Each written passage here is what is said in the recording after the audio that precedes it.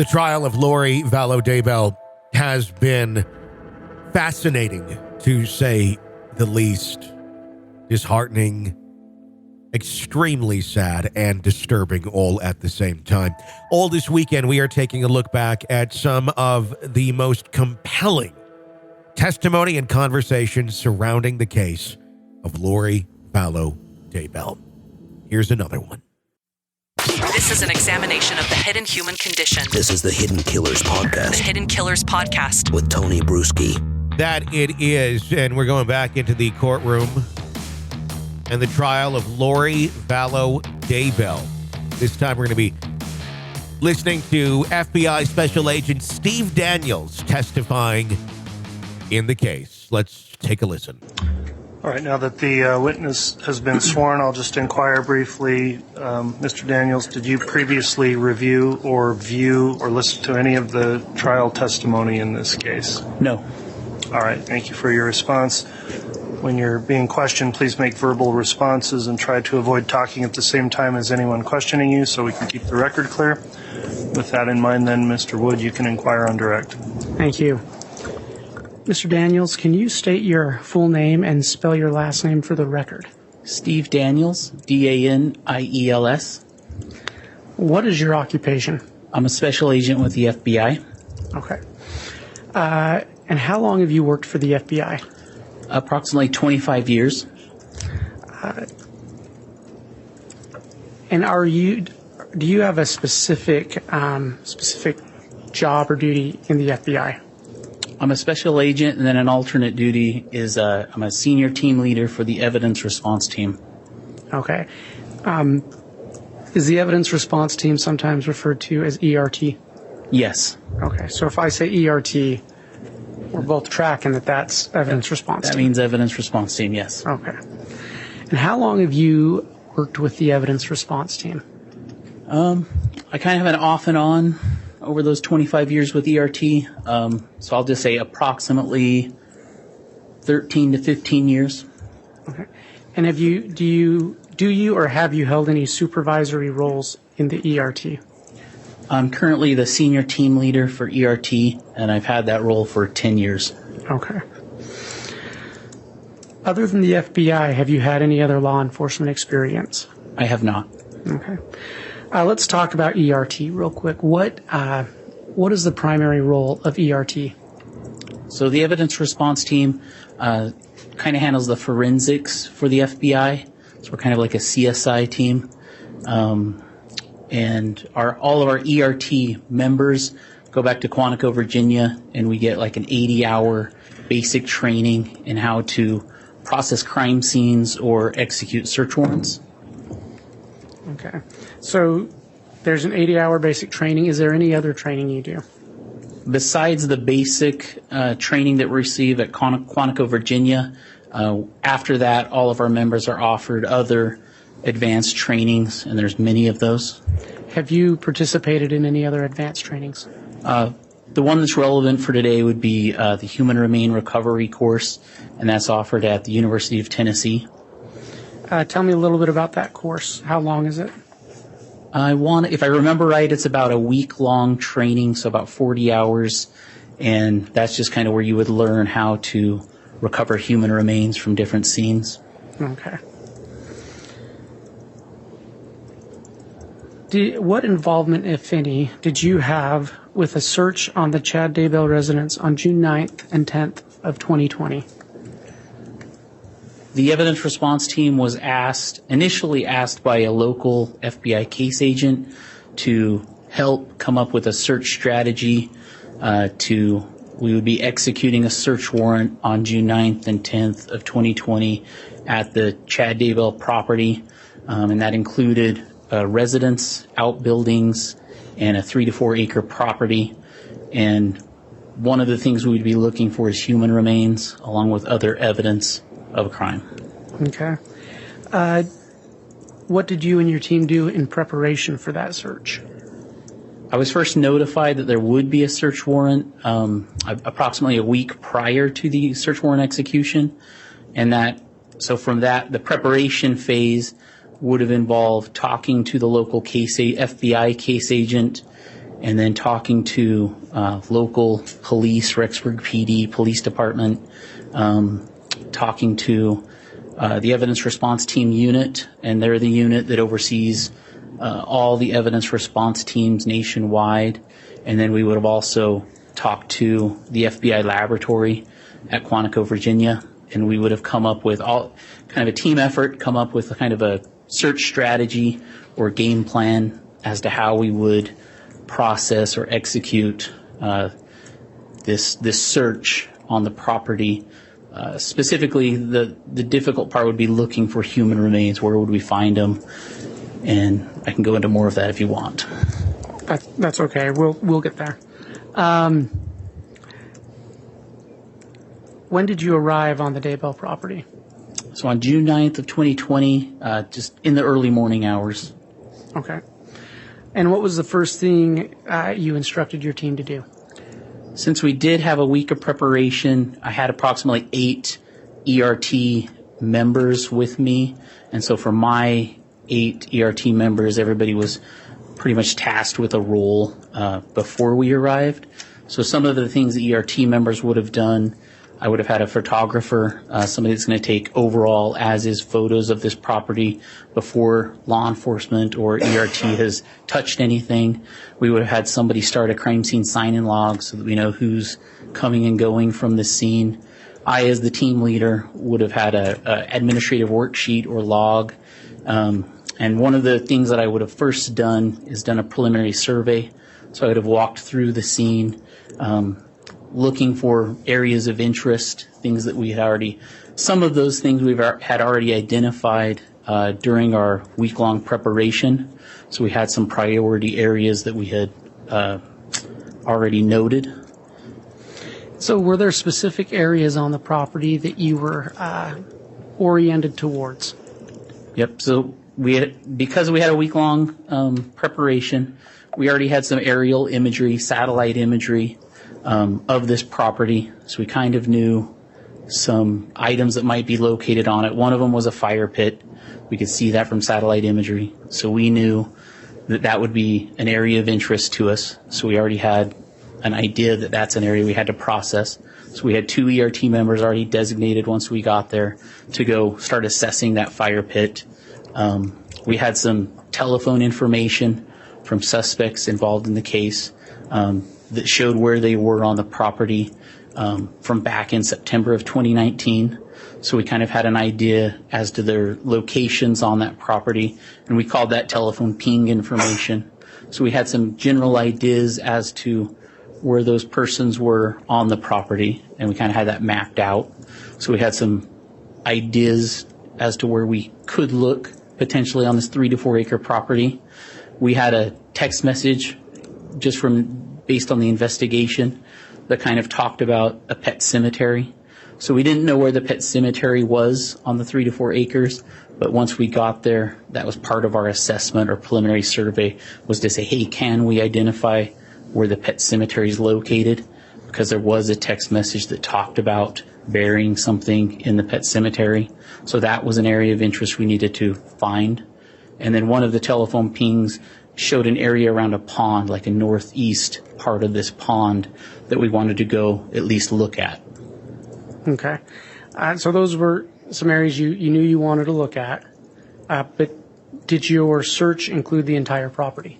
Yes. So we didn't know if we would find anything in any of those areas. We just knew that that's kind of a starting point.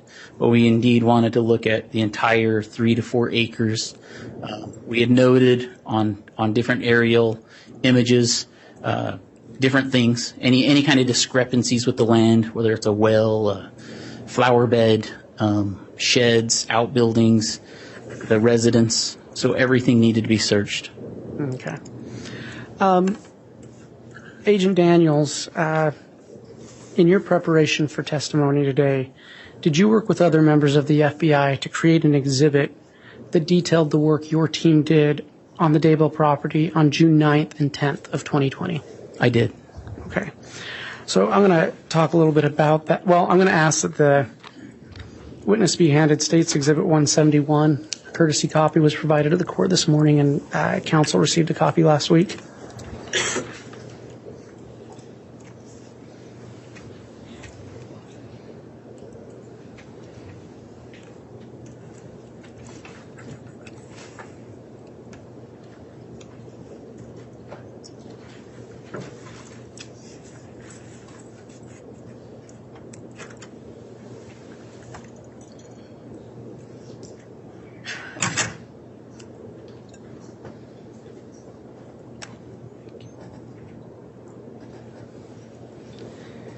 Agent Daniels, do you recognize State's Exhibit 171? I do.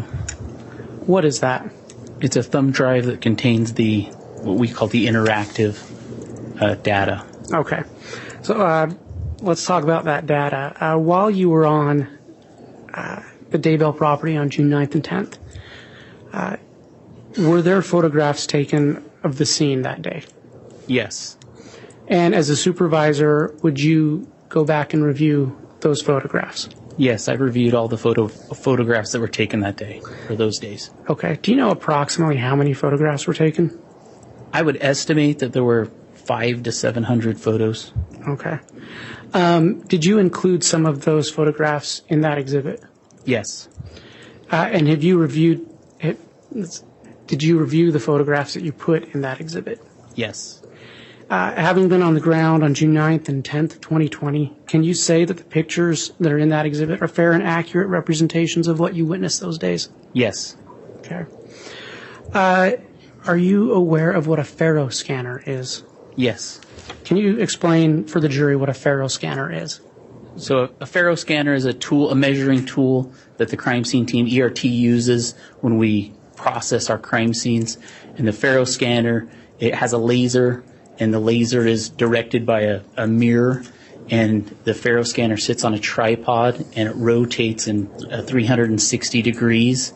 And wherever you put the Faro scanner, it'll take a scan using that laser, and it can take thousands of different measurements of that area. Okay. Was there a Faro scanner on the ground with your search team on June 9th and 10th? Yes, there was. And is it fair to say that that Faro scanner took thousands of points of data? Yes. Okay. And it took approximately 40 scans, 360 degree scans during those days. Okay. Does the exhibit you prepared, this interactive exhibit, utilize Faro scan information for the burial sites of J.J. Vallow and Tylee Ryan? Yes, it does. Have you reviewed that Faro scan data for those two sites? Yes, I have. Is the Faro scan information on your exhibit for those two sites a fair and accurate representation of the Faro scan data collected on June 9th and 10th? Yes. Agent, what is a total station tool? So total station is another measuring tool that we'll use to process our crime scenes. And the difference is the total station is kind of a point to point. It'll shoot in one item of evidence or a perimeter. So one point that you want to measure in versus like 1,000 points of measurement. And another difference is we can tell it what to measure in. So if we want one specific item on a crime scene to be measured in, we can kind of dictate what that point we want to measure in is. So hopefully that explains it. Is it similar to a surveyor's tool? Yes. So if you've seen people on the side of a road doing construction, it's like that. It also has a tripod on one end, and then on the other end there's usually a person holding a pole with a prism attached, and it'll shoot a laser to that person holding the pole, and it'll measure with a laser out to that one point. And then the total station, another difference is the total station is good at measuring great lengths, and the Faro is better at measuring things that are close up. Was a total station tool used during the search of the Daybell property on June 9th and 10th? It was. Was any total station data used in your exhibit? It was. Have you reviewed the total station data that's provided in that exhibit? Yes. Is it a fair and accurate representation of the total station data that was collected on June 9th and 10th? Yes. Okay. Detective, you're not a detective. Agent, sorry about that. Yes. Did you use a photo taken by a drone on June 9th in your interactive exhibit?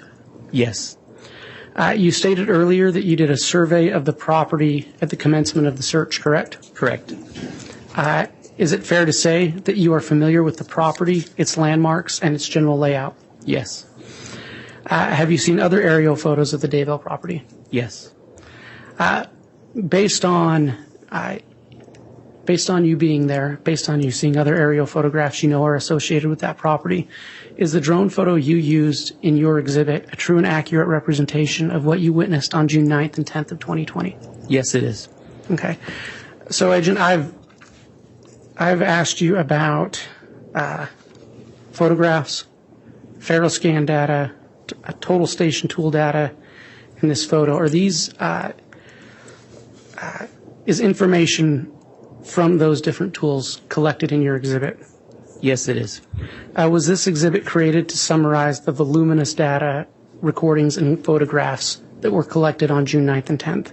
Yes, it was. Would it aid you and be more convenient to provide your testimony to use that exhibit than providing every single photograph, Faro scan data, and total station data collected that day? Yes, it would. Your Honor, based on Idaho Rule of Evidence 1006, the state moves to admit Exhibit 171. Any objection? Yes. All right. What's your objection, counsel? Your Honor, I'd like to volunteer in aid of an objection. You may. So, Agent, you indicated that this exhibit that the state is trying to introduce here uses Faro scan data and total station data and drone photos. Is that right? Correct. Okay. What training do you have as far as the Faro scan data? Do you have any training on that? Just what my total station and Faro operators provide us. So we'll do quarterly trainings within our division, and they'll give us trainings on those items.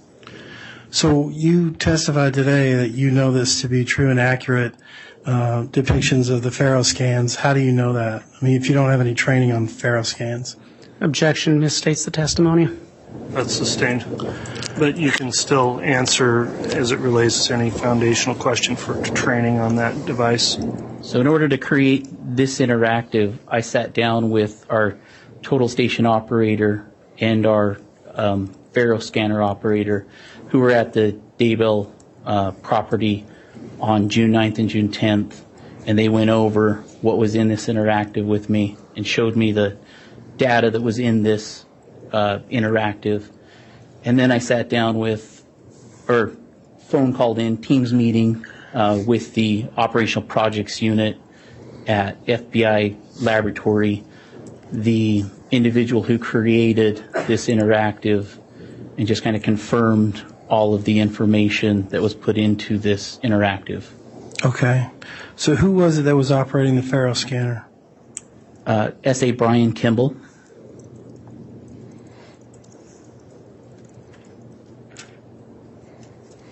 And who was operating the total station? Christopher Duham. Could you spell that name, please? Christopher, last name Duhame, D-U-H-A-M-E. Okay. And are both of those guys on your team? They're both evidence response team members, yes. Okay. And who was operating the drone?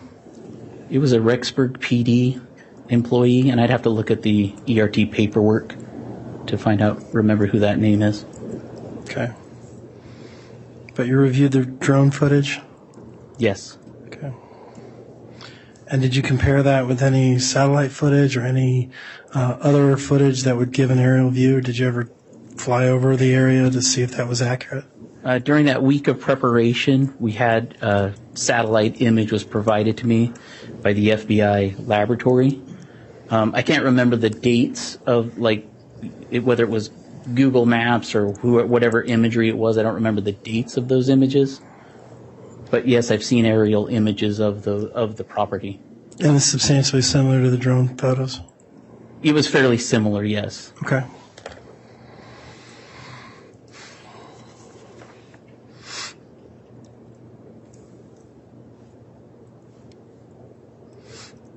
You indicated that you had a Skype or some sort of a Zoom meeting with Operational Projects Unit.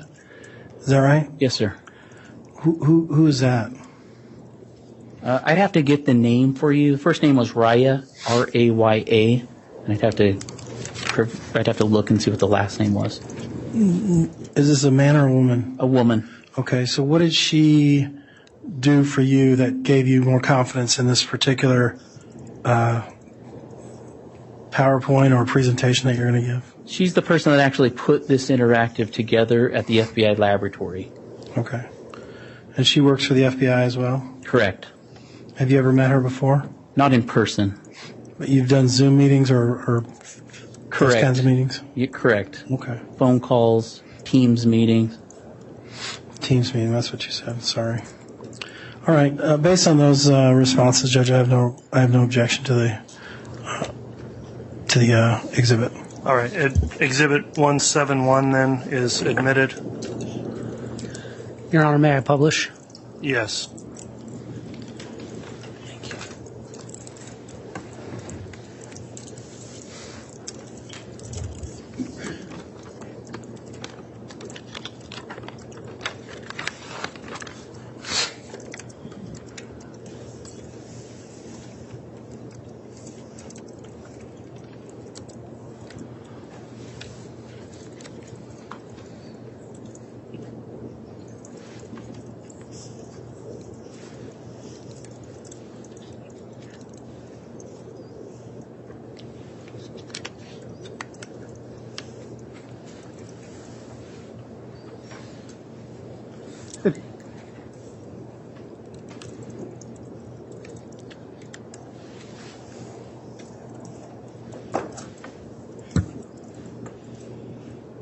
It's working. It just takes a minute to spin up.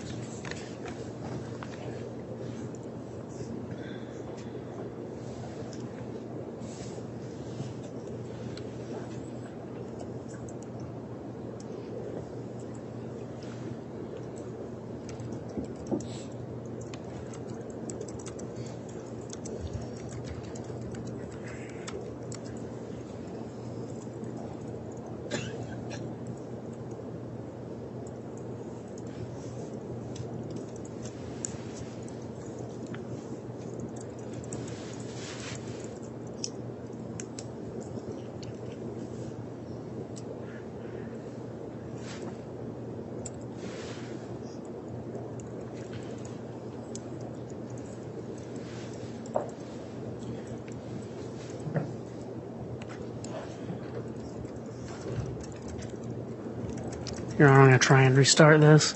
Okay.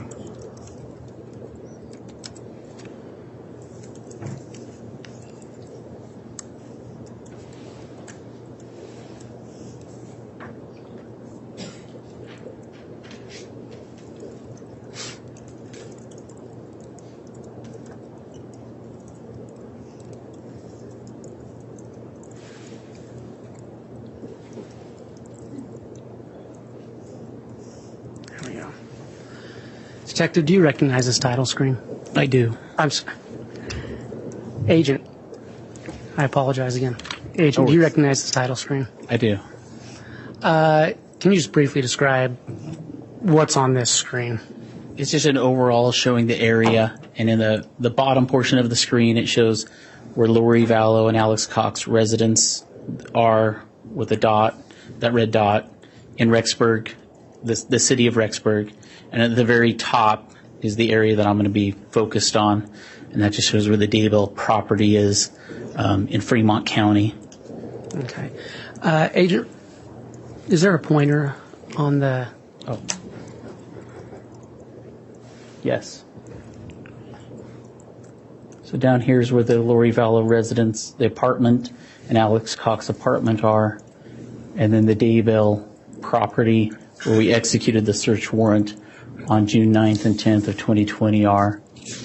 And in the morning of June 9th, we kind of stayed, the team kind of staged at a Salem church prior to the search warrant execution while local law enforcement made safe the residents.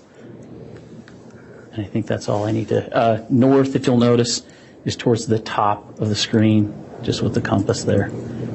might help us. I'll point that out once we kind of zoom in to the property.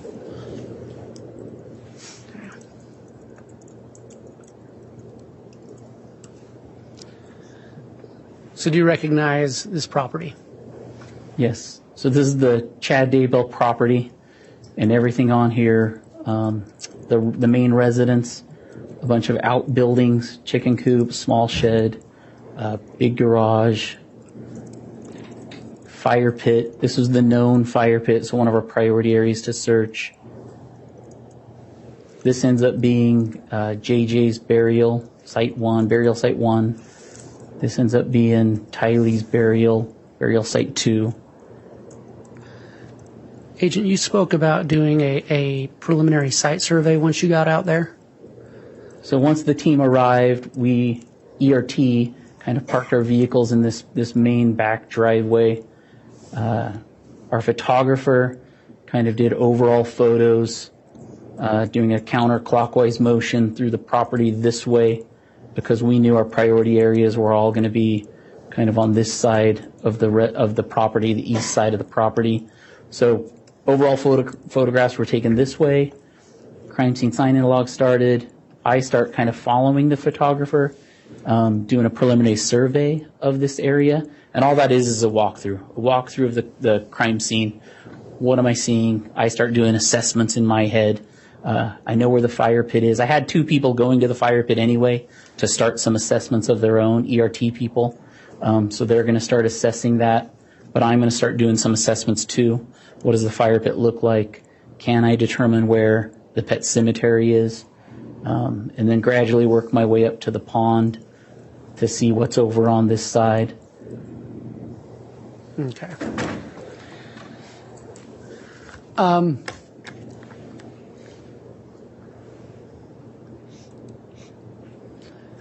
Were you part of a search of the house that day? Yes. Okay. What do you see here? This is one of the ERT photos that we took, and it's just showing an overall photo of the front door of the residence.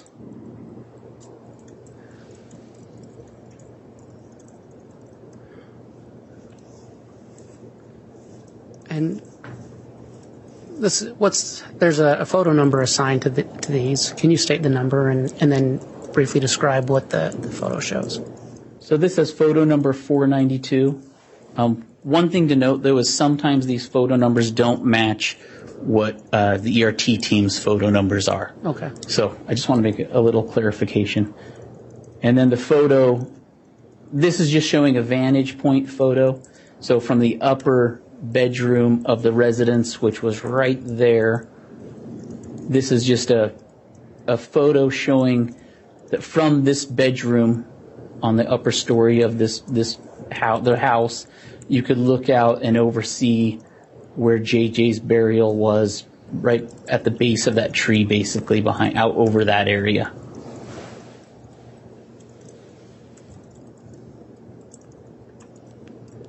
Can you describe what you saw in this photo? And this is from the same window, just a different view. This is facing east, just overlooking. Tylee's burial is going to be just on the other side of this bigger garage or barn. So that's just a vantage point, just showing what the residents could see. And this was from that same upper bedroom, correct? Same upper bedroom window right about there on the top. Okay. And where is this located? And now this is the kitchen window, and it's going to be somewhere in that vicinity.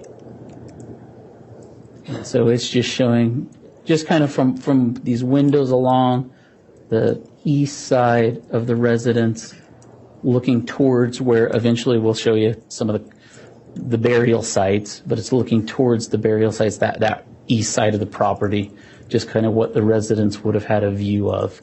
So this is more towards the fire pit and where Tylee's burial site will be. And that's the opening of that garage right there. You can see that garage right there. And we'll show you some photos of the garage. That'll be important in a little bit. Okay. And then where was this photo taken? And there's 2 bedrooms along this side. There's a southeastern bedroom down here, a window right here, and then just north of it there's another bedroom. So this is from that bedroom, the second bedroom from the southeast corner. So it's just right about there, just showing the view that bedroom window would have of the property facing those burials. So up there would have been JJ's burial, and over here would have been Tylee's burial and the fire pit.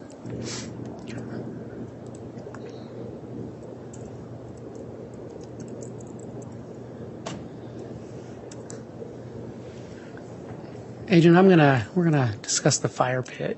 Can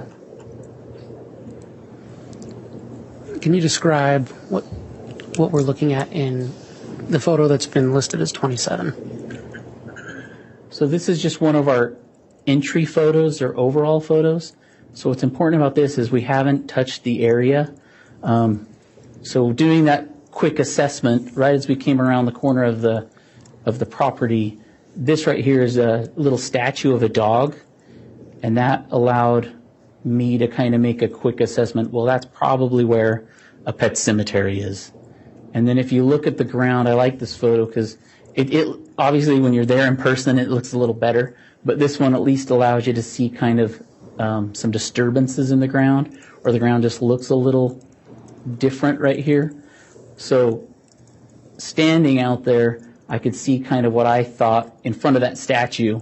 It looked like there could be a little burial.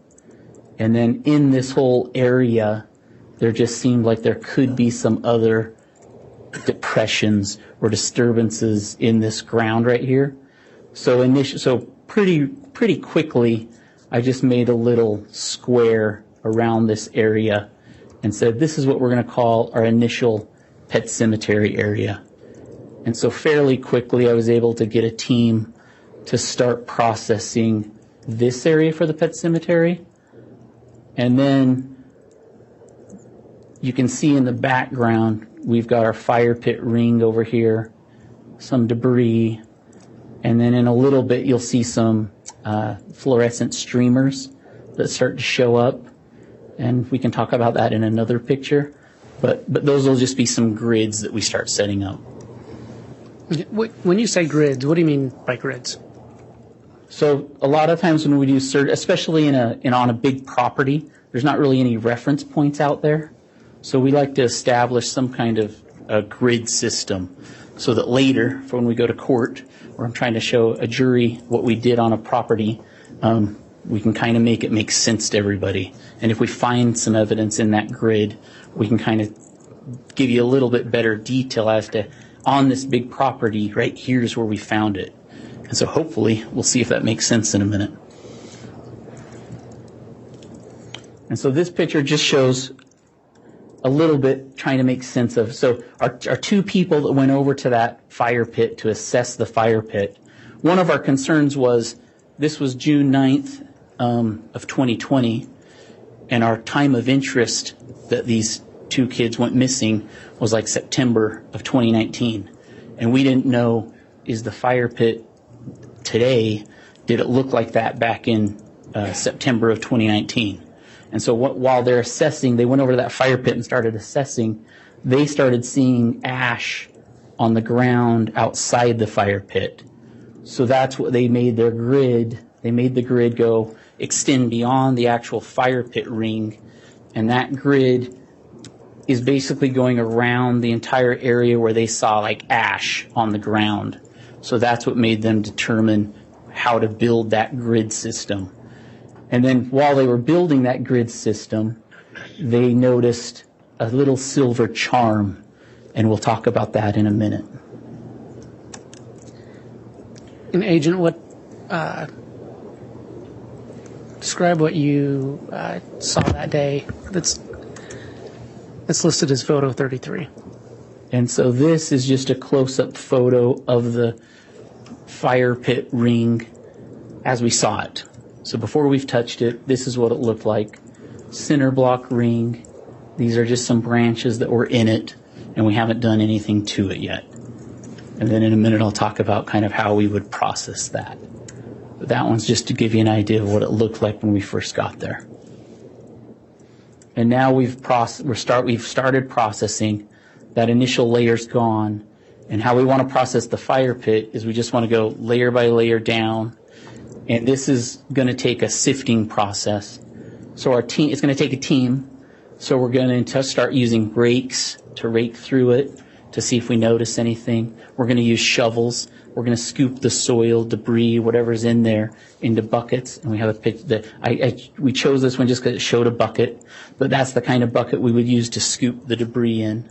And then a little bit away from here, we will put down a tarp, so a clean tarp, and then we'll have like these wooden sifter screens, and they'll have like a mesh wire screen on them, and then a team member will pour the soil onto that mesh screen while another team member is shaking it back and forth, and so the soil falls through, and then you try to catch any potential evidence pieces on top, whether that's potential bone, whether it ends up being jewelry, or anything else that could be significant.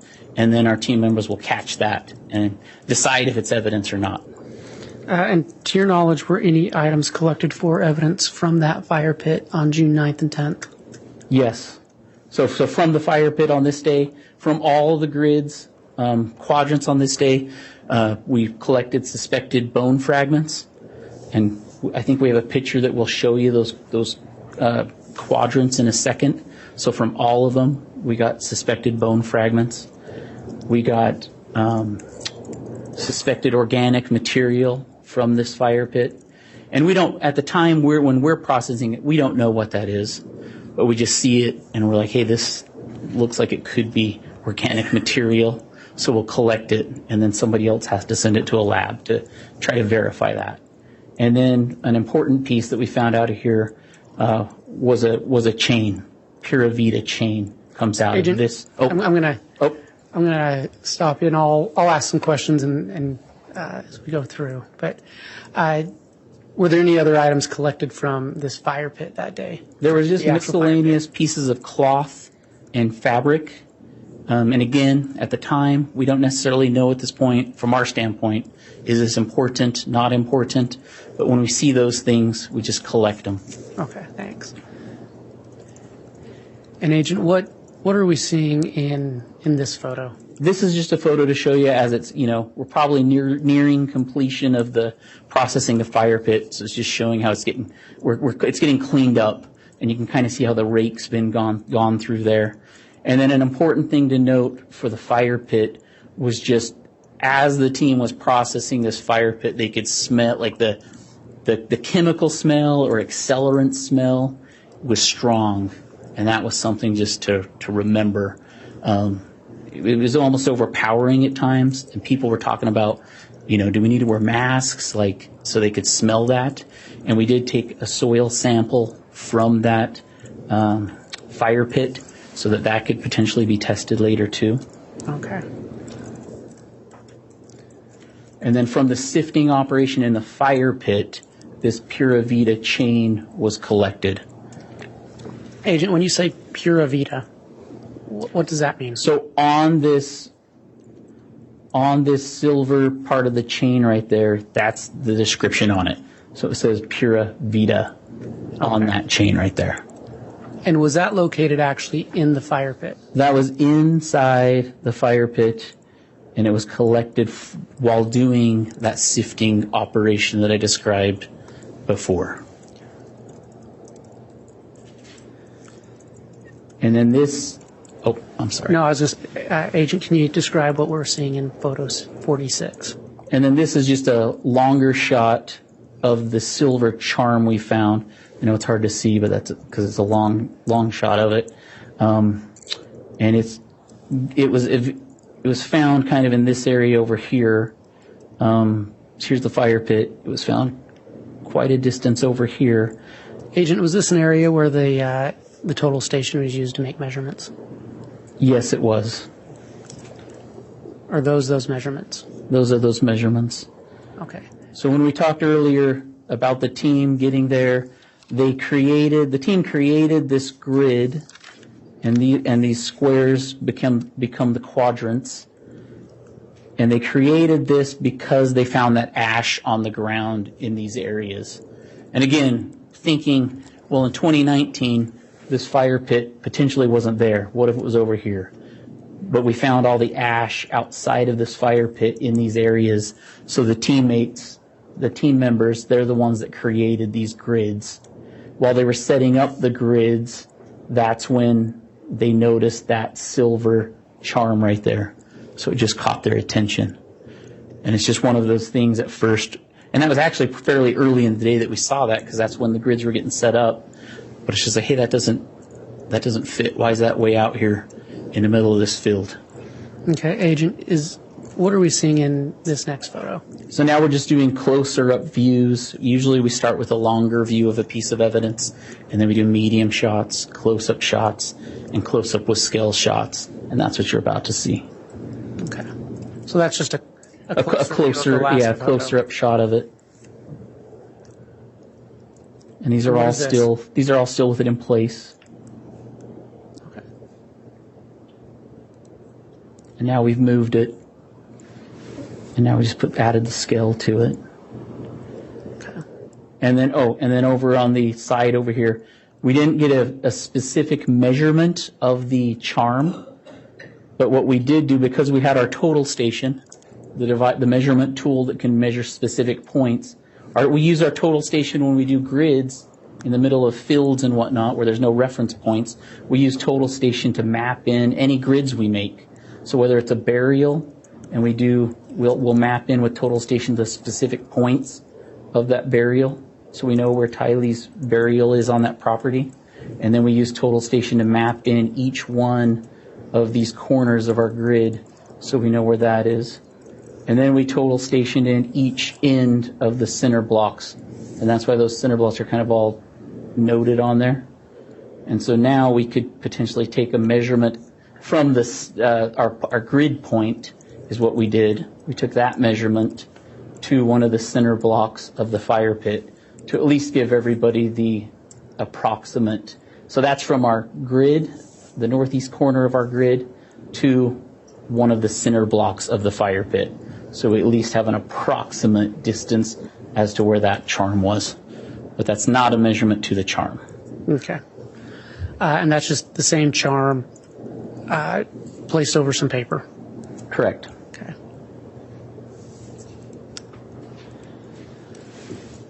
Your Honor, I'm about to move on to another section. I wonder if this would be a time to take the mid-afternoon break. I think it would be a good time for that, Mr. Wood. All right, we'll go ahead and take our mid-afternoon break for 20 minutes or so. All right, please.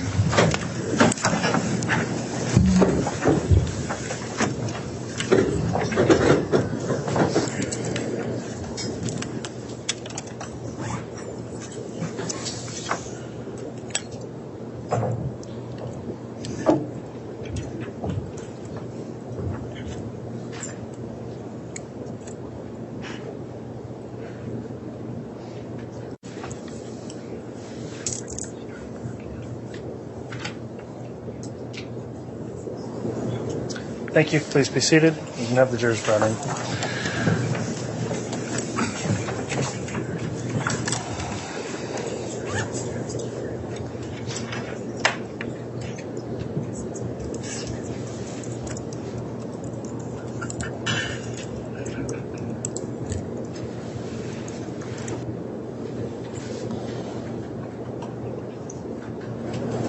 All right, please.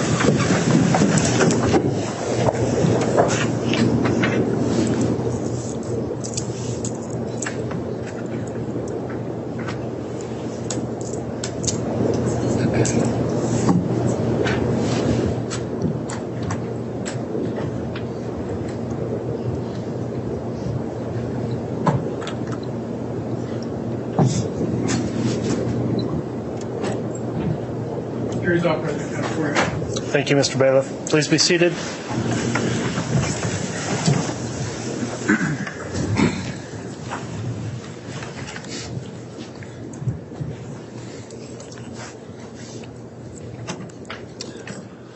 All right, we'll go back on the record. Case CR 22 21-1624, State of Idaho versus Lori Vallow. Mr. Wood is in direct examination of your witness, Mr. Daniels. If you'd like to continue with direct, you may. Thank you.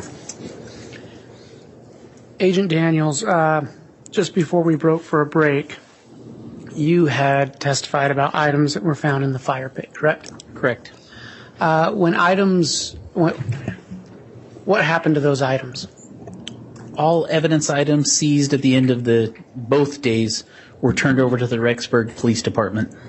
Okay. And was there a log of that kept? There was.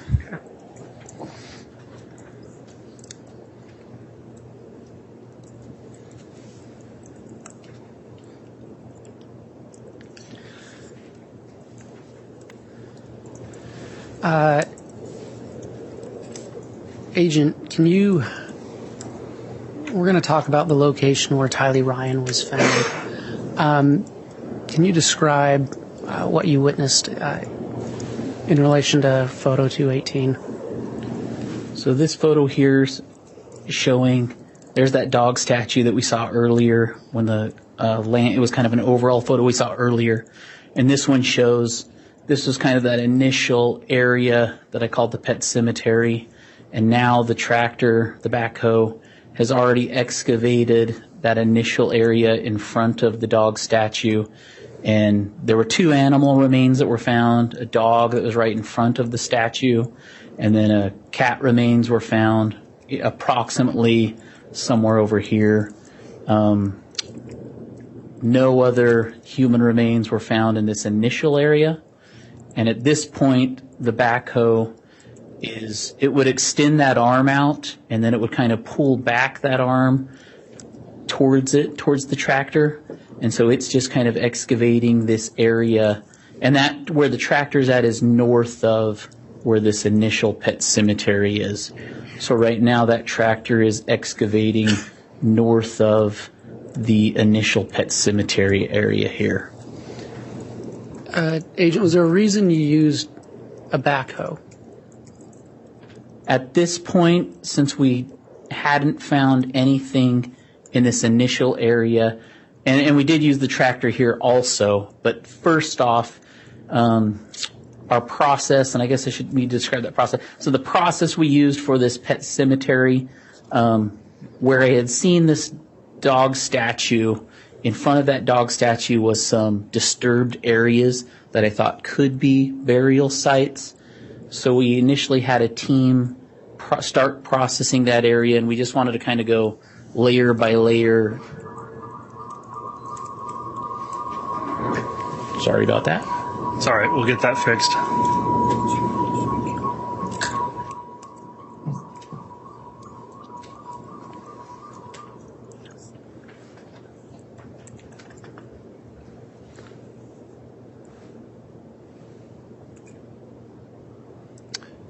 Thank you, Madam Clerk.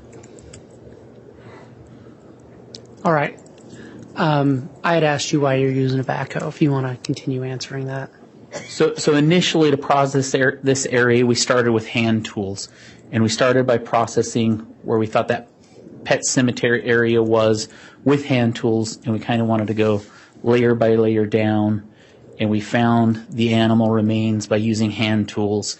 And then once we didn't find any human remains, we started using the backhoe just to save time and try to see if there was something there. And once we excavated deeper in that initial area, we just had to start expanding to try to clear more ground. And that was essentially why we started using the backhoe, just to cover more area. Okay. And tell us what you observed in the photo that's been designated 222. And so as that tractor was excavating to the north of that initial pet cemetery area, this is one of the first bone pieces that became excavated. And it's kind of a vertebrae piece. And at this time is when we stopped using the backhoe. We couldn't tell at this time if this was human remains, but at this time, besides the bone being found, I could smell an odor that I could associate with human remains decomposing. And so between this bone being found, and there was a second bone that was found also, and that odor that I can associate with human decomposition, the decision was made not to use the tractor anymore. And in this new area where these bones were found, that's what we started excavating, which is hand tools. And Detective, you talk about this smell. You've been involved in previous searches for human beings, correct? Who are deceased? Correct. And is there a specific smell to you of a decomposing body? Yes. Okay.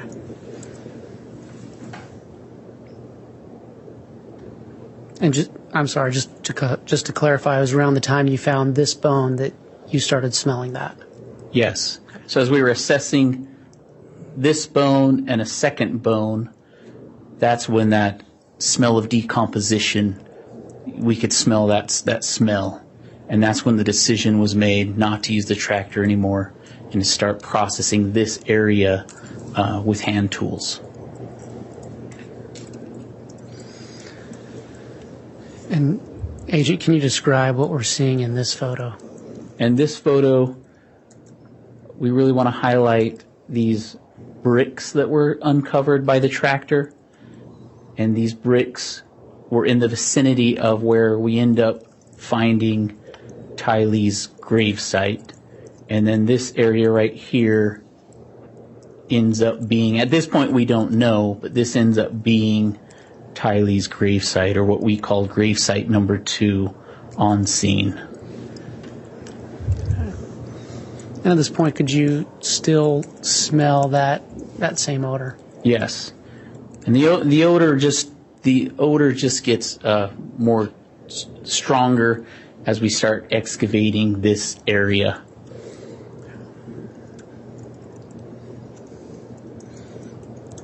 And can you describe what we're seeing in this photo? This, I think my laser pointer's given out on me. Yeah, I don't know if you guys have another laser pointer. Killed it. Unless I've done something to it. Now it's working. Oh. I'll keep going with this one. I'll tell you now. This right here is another bone. And then this area just shows the area where we eventually determine is Tylee's burial site.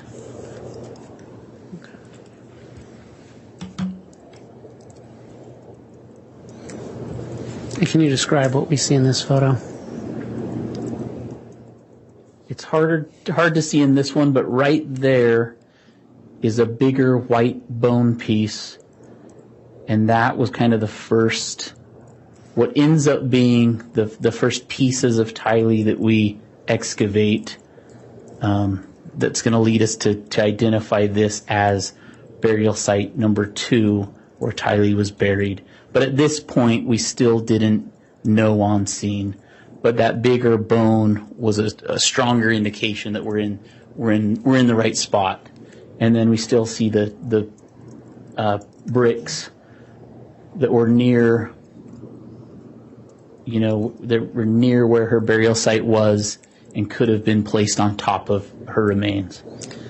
And Agent, what kind of tools were being used? You can kind of see some of the tools we had. So we had like a smaller little pick, and then that one's a trowel. So at this stage, we probably were using that trowel for the most part. In a lot of our excavations, we use these little trowel tools. Okay. And who at this point was helping at that site? Do you recall? On this site, besides the evidence response team members, we had about 8. We had Rexburg Police Department members. We had Fremont County Sheriff's Department members. We had other FBI employees helping on this scene. And then I would just refer everybody to the crime scene sign-in logs to see who else was on scene at this point. Okay.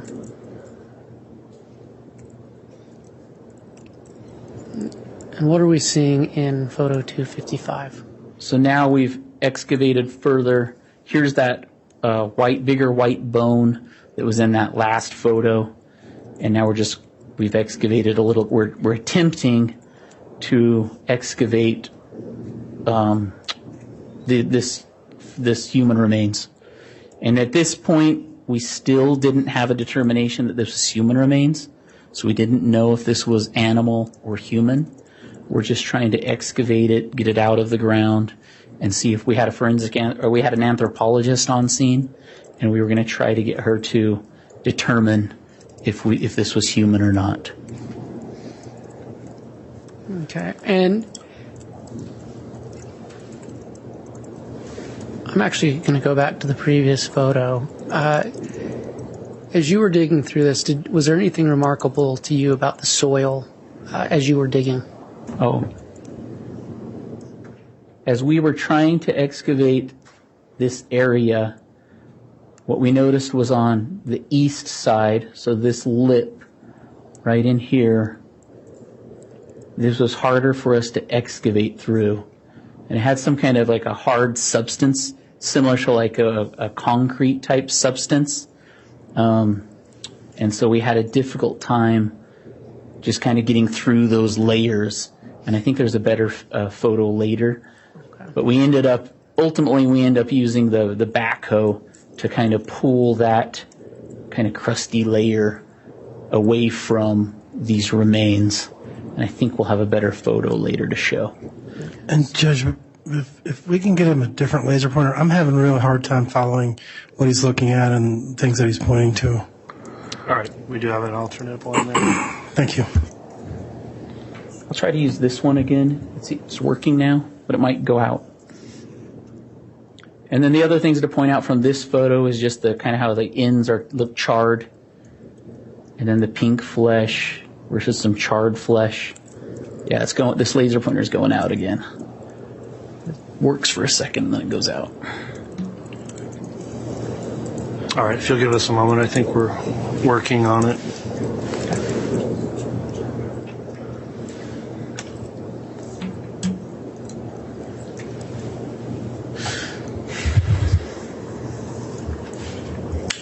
Okay, there's a new one being delivered. It may take a few minutes. Maybe you can direct some additional questioning that doesn't require him to point for the moment, Mr. Wood. Okay.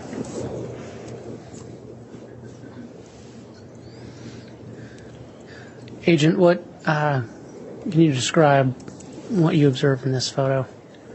We finally were able to remove the pieces that were in that last photo you saw, and these are the first pieces of Tylee's remains that we removed at the end of our day one, so June 9th of 2020. And this is the point where we did identify them as human remains, and that spot that we were just looking at all the photos, that became burial site number 2 for us, or Tylee's burial site. And so at that point, we kind of established a new perimeter around her burial site, and then came up with a better kind of excavation plan.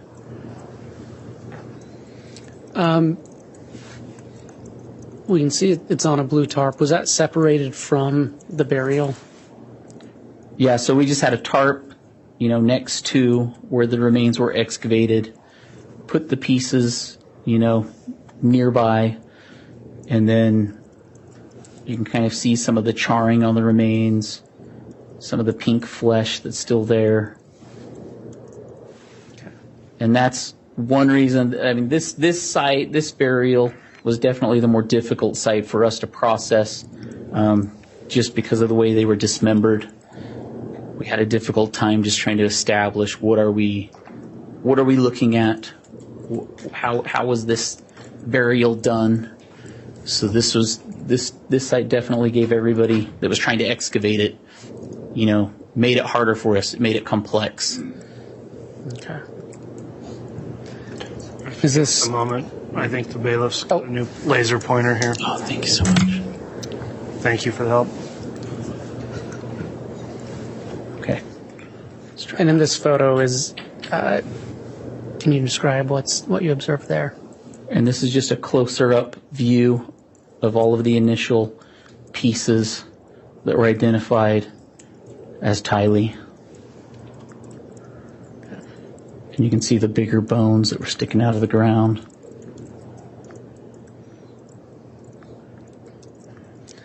And again, the hard part for us was just that initial excavation, like removing those was difficult. They didn't want to come out of the ground. And we find out later it's because they were all just kind of melted together. And so it wasn't a standard excavation of remains. And by the next day, we kind of understand a little better why. Can you describe what you observed in photo 262? This is after we had excavated those last pieces of Tylee. This is kind of what that burial site then looked like at the end of day one. So at the end of the day, you had taken portions out of the ground. What happened with those? So the coroner, the pieces of Tylee that were on that blue tarp were then turned over to the coroner, so placed in a body bag, and then the coroner would have been responsible for removing those from the scene. Okay. And so this photo was taken at the end, you said, of... So after those pieces were removed, then this is what the burial site then looked like. Okay. And can you describe what's in this photograph? And basically at the end of June 9th, 2020, we ended our day having established, okay, this is where Tylee's remains are. This is burial site 2. We got those pieces out, those first pieces that helped us identify, okay, this is where it's at. The coroner took them. And so now we're kind of at the end of the day. Before we kind of continue excavating that burial now that we know, okay, that's what this is just where we left off for the day. So we're basically just secured everything for burial site 2 where Tylee was buried, and we secured it all for that day.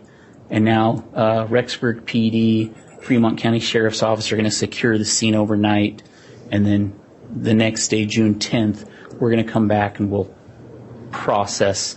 One of the things we'll do is come back and prioritize processing, excavating all those remains that are still left in that burial. And approximately what time did you secure the scene and then leave on June 9th? I'd have to look at our logs to be positive, but it was probably approximately 5-something p.m. Okay. And what is this a picture of?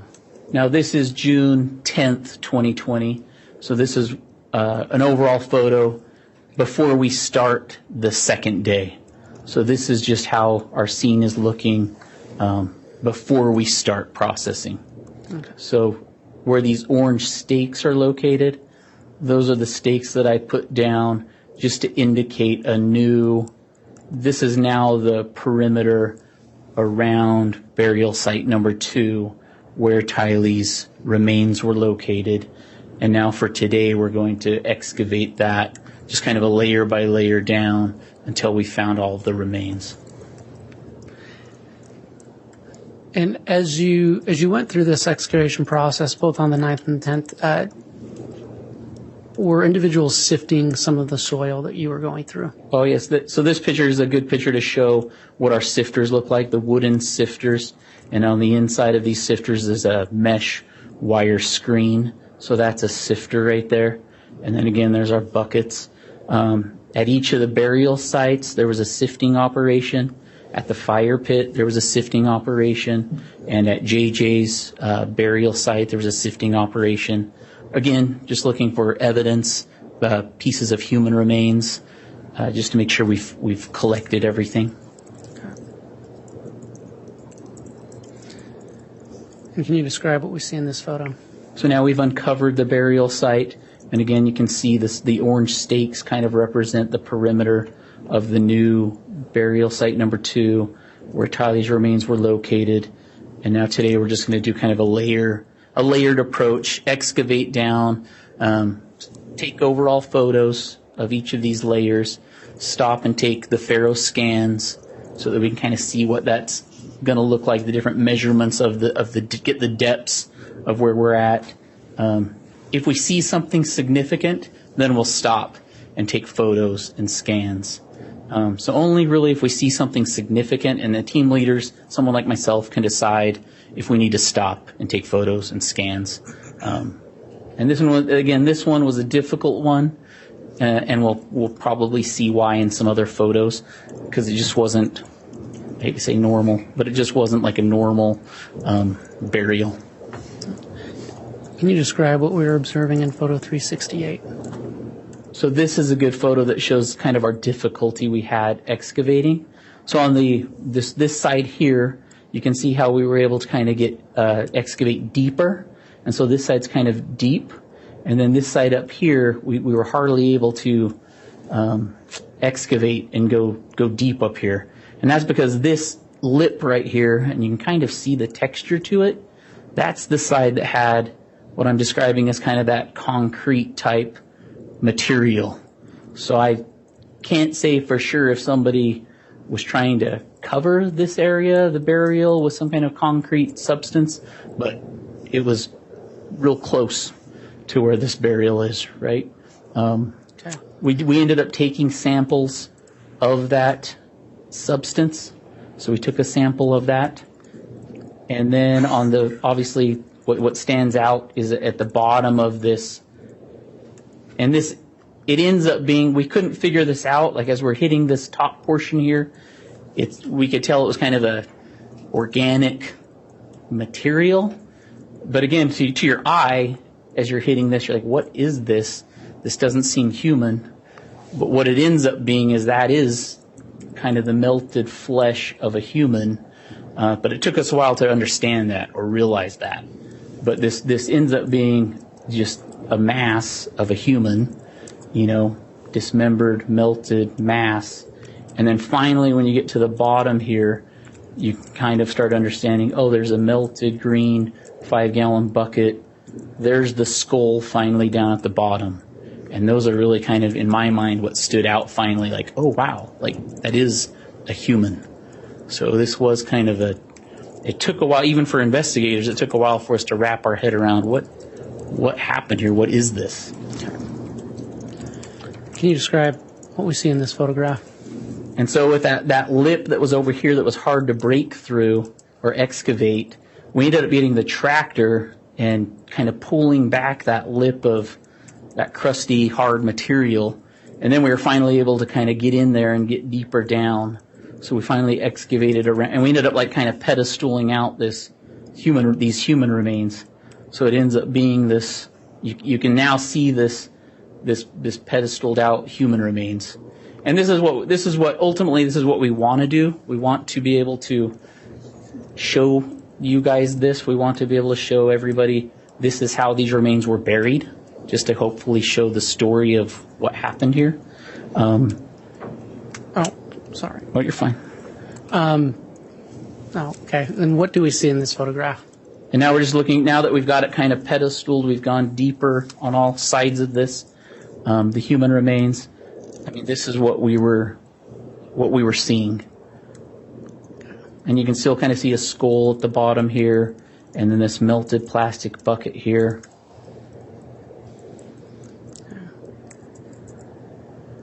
And what is this a photo of? And so now we're just trying to get better photos of what we could identify, what made sense to us.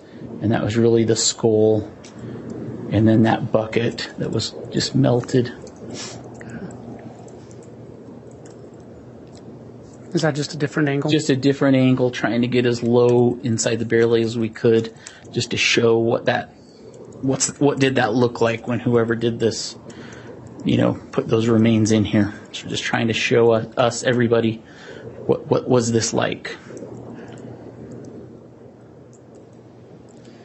And then at some point, at some point we just had to make the decision. We've done everything we could to show that story of how these remains were put in there, buried, and then the decision was just made. We had to try to lift them out. So when the team tried to lift those remains out, that's when they just fell apart. So we ended up, that mass of melted, dismembered remains just kind of fell apart. And this picture just shows what it looked like once the remains were removed. So now this is picture 400. Once those remains were removed, what was done with them? There was a coroner's body bag was placed nearby, and so the remains were placed inside the body bag. And I think we'll have photos of that. And then the anthropologist and coroner just kind of separated those remains just so that they could kind of give us a better inventory as to what parts we had, so that I would know how many pieces are we still looking for, or do we think we have everything that we need to take. Agent, I should have asked this earlier, but on June 10th, the second day of the search, do you recall approximately what time you began working on this site again? It would have just been the early morning. It probably would have been 7-something a.m. Okay. And on my logs, it would say the exact time. Okay. And do you recall approximately what time that mass of remains was removed? I don't remember the exact time, and I probably noted it on my logs that I keep, and I probably noted when the coroner took the remains on my logs, but I'd have to review those. Okay.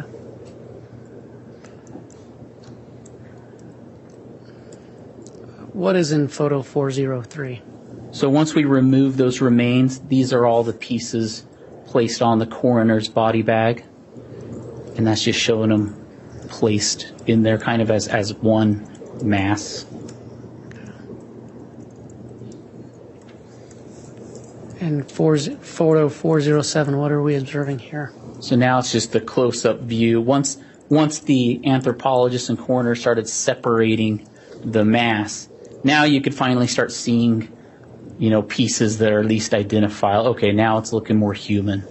So now there's that skull. So now you're starting to see and that was part of that inventory. So we wanted them to do an inventory. I wanted them to do an inventory so that I knew, are we looking for, could there possibly be another burial? Are all the pieces human remains in one burial? Or are we looking for another burial? So we wanted to kind of have that knowledge. Okay. And then these are those bricks that we've seen in other photos that were near where Tylee's remains were buried. So it was possible that these bricks were on top of her remains. And we'll see in burial 1 when we get there were stones on top of JJ's remains. So it's possible these bricks could have been on Tylee's remains. So we wanted to collect these just in case. Okay, and that was in photo 414, correct?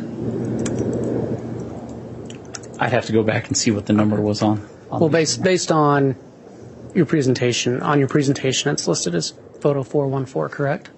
Oh, correct. And then what are we seeing in photo 444? So at each of the burials, this is what we did.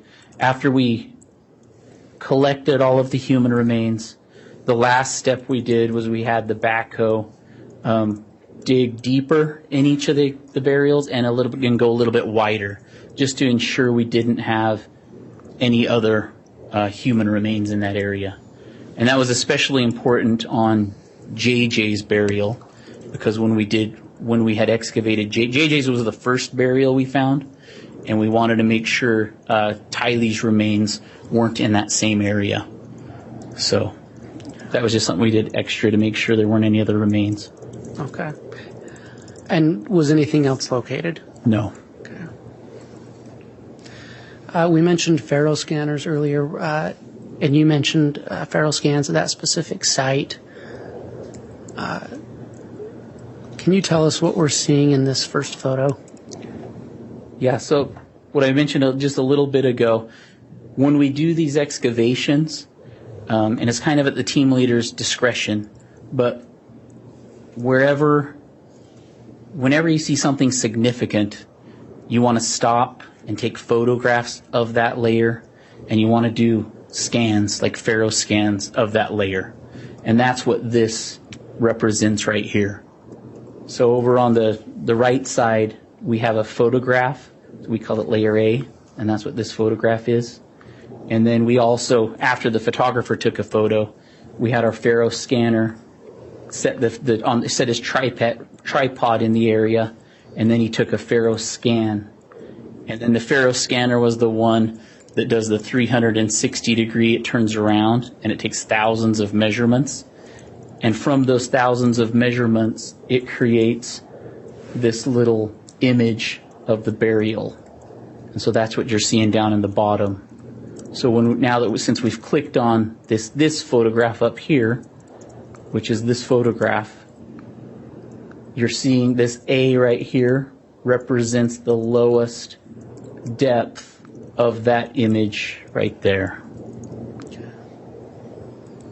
And are we seeing the same thing here, just at a lower depth? Yep, so now he's clicked on picture B, which is your big picture here. And then now you're just seeing where the lowest depth of this picture is represented in the graph down here. Okay, and so that's at that point it's approximately a foot and a half, correct? Correct. And we didn't give any precise measurements. We just left it as 1 foot, 2 foot, 3 foot, and you just get an idea as to where that is. Okay. Layer C, approximately how deep was that? So layer C is right there, close to 2 feet deep. Okay, and then layer D? Just under the 2 foot mark. Okay, and then finally layer E, once it's removed. How deep was that? Yep, again, just under the 2 feet mark. Okay.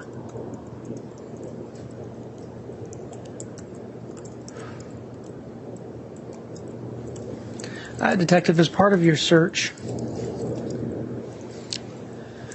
did you search this shed and barn that's highlighted by the mouse? Yes. Okay.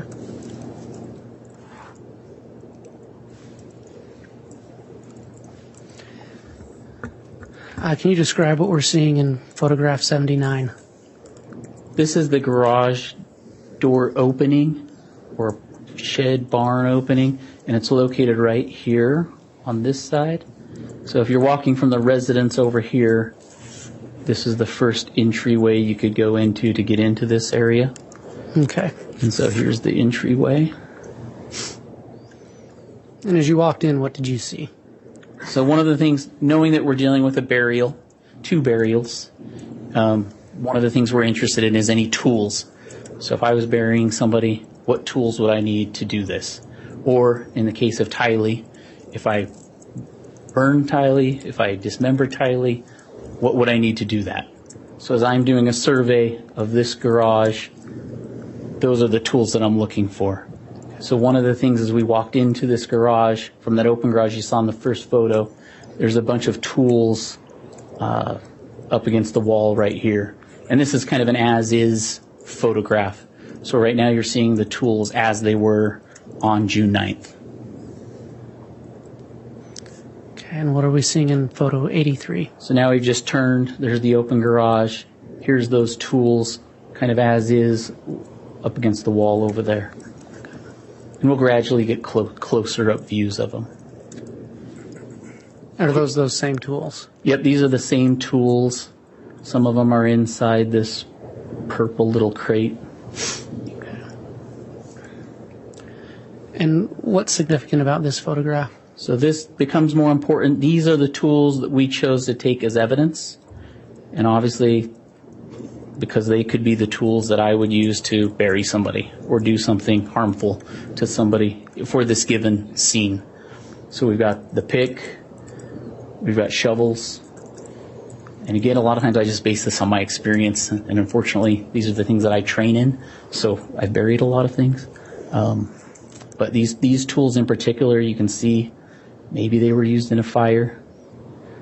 A lot of them are dirty, so those are clues. And you stated you collected those as evidence? Yeah, these ones right here were collected as evidence, so that's why that photo is important. And what was done with those after you collected them as evidence? We seized those. I seized those at the end of the day, and then I would have handed those to, released those to the Rexburg Police Department. Okay. And this is just a close-up picture of the pickaxe. And this was one of the items you seized? Correct. And then you can see just some of the why we might have collected it, because it's showing some of the stuff, material that could be on the pickaxe. And what was in photo 239? These are two of the shovels that were seized. They were part of that group of tools in that last couple photos back.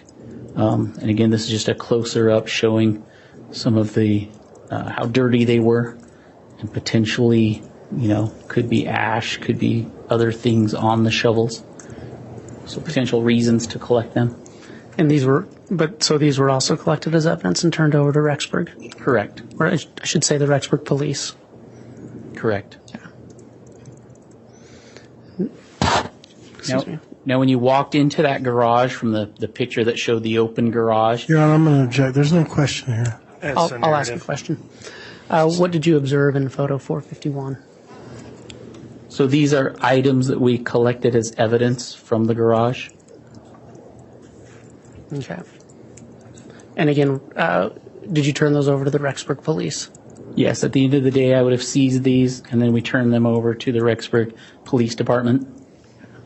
And these tools are the ones that, as you walked into the garage and you make a left, these are the tools that were in that area. Okay. And what is photo 237 of?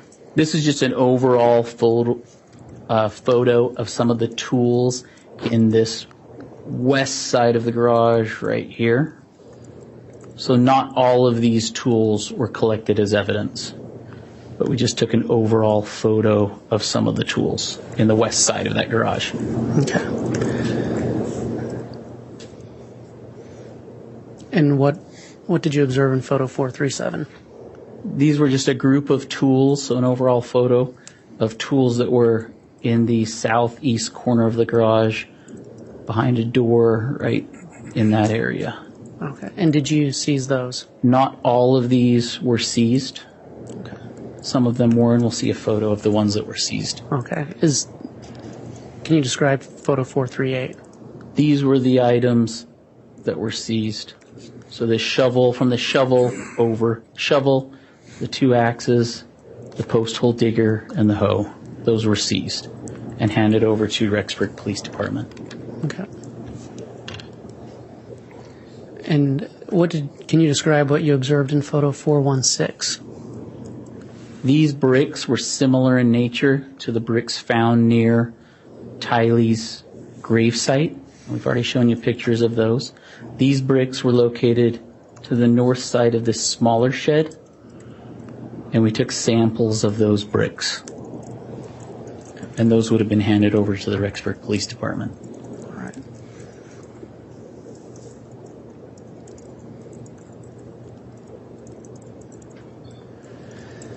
All right, Agent. I'll speak with you about Site 1.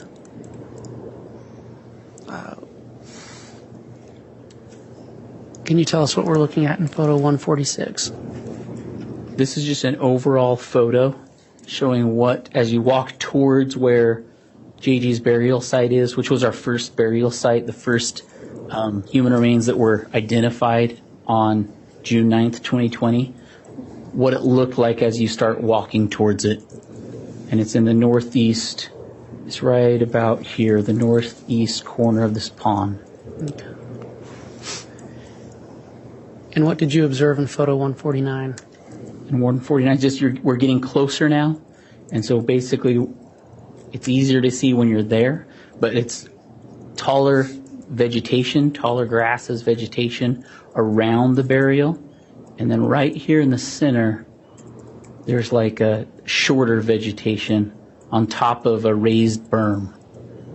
So as you're walking out there looking for a hidden grave, like that's what you're looking for. And that was there was a berm observable to you.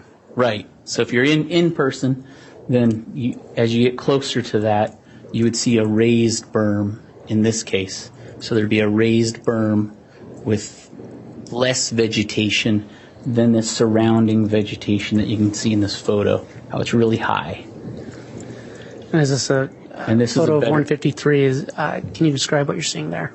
This is a better photo because now we're getting closer. And so now you can see how high the vegetation is surrounding this part right here. And that, when you're in person, you can kind of get a better idea of the raised nature of this berm. And then you can see how the vegetation's thinner up on top. And so being there, it just stands out to you like this is an odd location, an odd thing. In photo 156, what is that a photo of? It's the same, what ends up being a burial. It's just closer up of that berm, just kind of showing you the shorter vegetation on top. In photo 157, what can you describe what you observed there? This is just an overall photo. It's kind of on the opposite side of the pond, and our burial site was right over there somewhere. And, you're good. I was just going to say, from this picture, you can also see how the fire pit area was over this way, and the Tylee's grave site, it's hard to see, but it would be over that way. In photo 166, what was going on there? So now we've kind of identified our area of where that berm was. And so, again, what we want to do is we want to just process this layer by layer, just going down. And if we see anything significant, again, we want to stop, take photographs, do those Faro scans, and just document how did whoever do this, how did they bury this person. And at this point, I mean, we honestly didn't know if this was a burial or not, but that's our, we have to do this process and figure out what's here. And the pink ribbon that we see, is that where you've gridded it off? That's just one of our perimeter markings. And then this area is going to be where the burial is. And we've already taken some of the vegetation off from above the burial site. Can you describe what we're seeing in 168? So now we've just gone another layer down. We've taken the vegetation off. And now you're starting to see stones kind of protruding through the soil.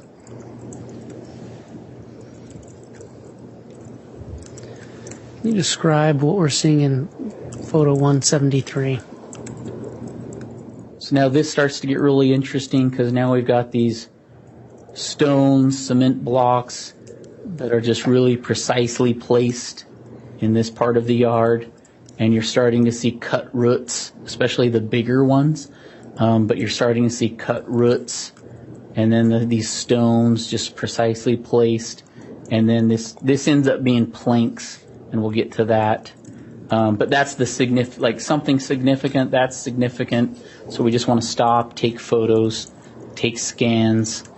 But now that's just screaming to me as a team leader, like something's odd here.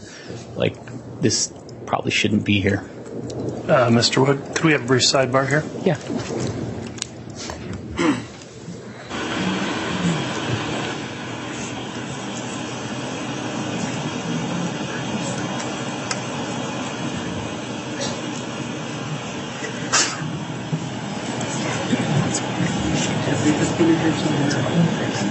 Yes, they must have taken. I didn't even know. I had two other ones. That one must have gone to this. Well, thanks for doing it. Thank you.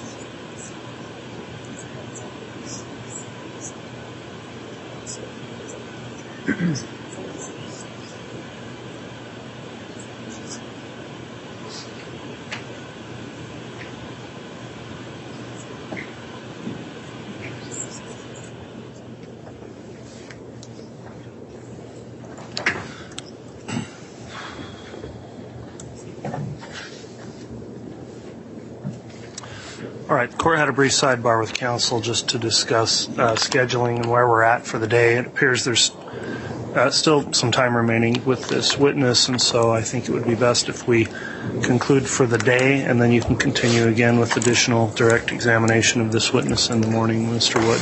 Very well. Thank you, Your Honor. All right, well, that will conclude the day's testimony then. I'll ask the jury again to please follow the continuing admonition of the court to not review this case in any kind of media coverage. Don't look it up on the internet. Don't talk to anyone about it or talk to each other about it. We appreciate your continued service in this case. We'll start again in the morning at 8:30. We'll ask you to sign your juror acknowledgement as you do each day, and we appreciate you continuing to do that. And we will break for the day and start again at 8:30 in the morning. All right, please.